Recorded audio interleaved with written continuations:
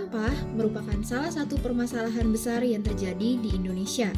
Terdapat 70 ton sampah, di mana sebanyak 69%-nya dibuang ke TPA dan hanya 24% yang dikelola. Hal ini menyebabkan indeks kualitas lingkungan hidup pada tahun 2020 sampai 2021 turun menjadi 69,48%. Lingkungan yang tercemar menjadi tempat berkembangnya bakteri, virus, dan hama yang dapat membahayakan kesehatan manusia serta hewan. Masalah pencemaran sampah juga banyak terjadi di perairan laut. Dr. Jenna Jembek dari Universitas Georgia di Amerika Serikat melakukan penelitian tentang sampah di laut. Hasilnya, ditemukan sebanyak 187,2 juta ton sampah plastik berada di laut Indonesia. Mari kita lihat peta dunia yang tergambar di sini. Menurut kalian, negara mana sajakah yang merupakan penyumbang sampah plastik terbesar ke lautan? Apakah Indonesia juga termasuk? Jawabannya adalah ya. Berdasarkan penelitian Dr. Jembek pada tahun 2015, Indonesia termasuk peringkat kedua penyumbang sampah terbanyak ke lautan setelah negara Cina.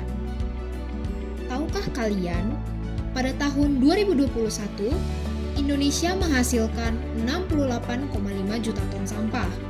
Jumlah tersebut akan terus meningkat setiap tahunnya.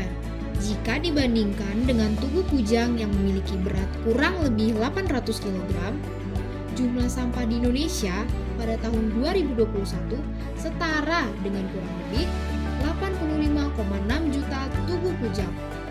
Berdasarkan data Kementerian Lingkungan Hidup dan Kehutanan, sebesar 39,7% sampah Indonesia berasal dari aktivitas rumah tangga.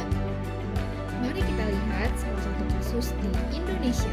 Kenalkan, saya Pipih Tahwila, Satgas Lingkungan Hidup dari Kecamatan Pamijahan. Di daerah Pasaryan ini, mungkin untuk sampah belum semuanya terkendali ya. Ada yang masih buang sampah ke sungai, ada yang masih buang. Masyarakat merupakan garda terdepan dalam menjaga lingkungannya demi masa depan yang lebih bersih dan sehat. Oleh karena itu, marilah kita membuat bank sampah sebagai bentuk peduli kita terhadap lingkungan sekitar. Lembaga masyarakat perlu menekankan pentingnya pengelolaan sampah melalui sosialisasi bank sampah kepada para warga. Para warga juga harus memahami tujuan dari pembangunan bank sampah dan mekanisme bank sampah itu sendiri. Adapun persiapan aktor yang melingkupi pengelola dan penabung sampah sangat diperlukan agar masyarakat tidak sepenuhnya bertumpu kepada pemerintah. Ketika sosialisasi telah terlaksana dan masyarakat sepakat untuk membuat bank sampah, masih ada beberapa syarat lagi nih yang perlu dipenuhi terlebih dahulu agar bank sampah dapat dibuat.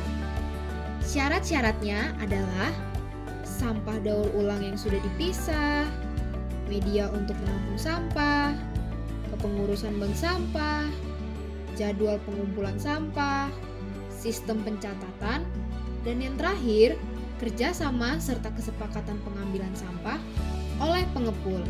Nah, ketika semua syarat tadi telah terpenuhi, barulah bank sampah bisa beroperasi. Izin telah dikantongi dan syarat telah terpenuhi, kini saatnya bank sampah memulai aktivitasnya. Bank sampah memiliki 5 tahapan mekanisme utama dalam beroperasi. Yang pertama adalah pemilahan sampah yang dilakukan oleh nasabah bank sampah. Pemilahan sampah yang dilakukan oleh nasabah ini dapat memudahkan proses penyaluran sampah serta mengurangi timbunan sampah di TPA. Kemudian, sampah yang telah dipilah akan disetor ke bank sampah sesuai dengan jadwal yang telah disepakati dan kemudian ditimbang oleh pengurus bank sampah yang bertugas. Setelah penimbangan telah selesai dilakukan, maka petugas akan mencatat jenis dan bobot sampah yang disetorkan. Kemudian, hasilnya akan dikonversikan menjadi rupiah dan masuk ke dalam akun tabungan milik nasabah. Biasanya, tabungan dapat ditarik sebanyak sekali setiap 3 bulan. Sampah daur ulang yang sudah terkumpul akan dikelompokkan berdasarkan jenisnya. Kemudian, diangkut dan disalurkan kepada pihak yang membutuhkan. Biasanya, Pihak bank sampah bekerja sama dengan UMKM yang bergerak di bidang daur ulang atau perusahaan korporat yang mengelola sampah menjadi suatu produk.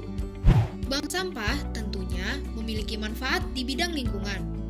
Menurut data dari KLHK 2018, pengurangan sampah nasional sebanyak 1,7% atau 1.389.522 ton per tahun bisa tercapai karena adanya bank sampah ini.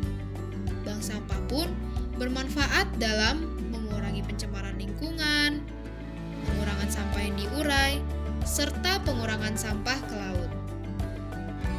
Bank sampah juga mempengaruhi bidang sosial budaya karena dapat mendorong masyarakat untuk mengelola sampah sehingga menumbuhkan rasa peduli pada lingkungan.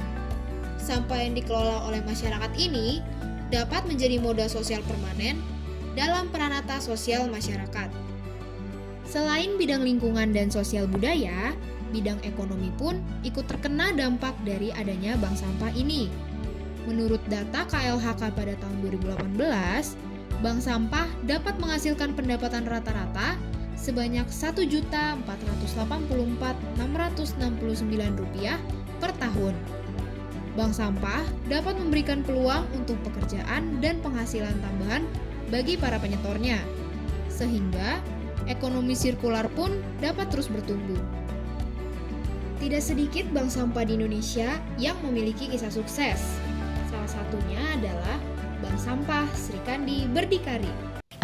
Nama saya Hamidah Rahmah. Saya sebagai ketua dari Bank Sampah Sri Kandi Berdikari. Bank Sampah Sri Kandi Berdikari berdiri pada tahun 2016, sekitar bulan Mei. Kebetulan kita memang ada kerjasama mitra dengan IPB. Jadi dari situ kita mulai pembentukan bank sampah. Ya, keuntungannya bagi nasabah ya. Bagi nasabah itu ya pertama mereka secara tidak langsung itu punya uang ya, nilai ya. Artinya yang sampah yang selama ini mereka buang begitu saja, yang dianggap tidak ada nilainya, ternyata terakumulasi bisa nyampe, ada nasabah saya sampai 1 juta gitu dalam 1 tahun. Nah artinya dengan begitu kan mereka akan berpikir ketika melihat sampah itu mereka ngelihat uang. Bukan lagi ngelihat barang yang tidak berharga, tapi melihat barang yang berharga gitu. Ya, manfaatnya untuk bank sampah kita sendiri ya artinya ada kegiatan lah buat ibu-ibu untuk bisa memproses gitu dari daur ulangnya itu sendiri.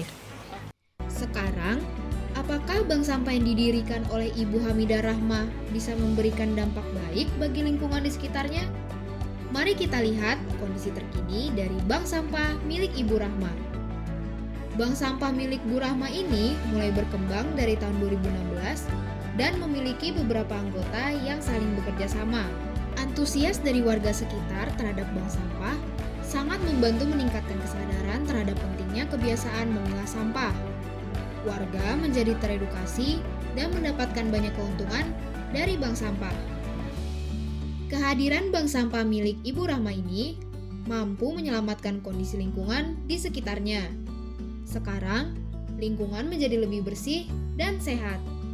Maka dari itu, ayo jangan ragu untuk bergabung dengan gerakan Bank Sampah.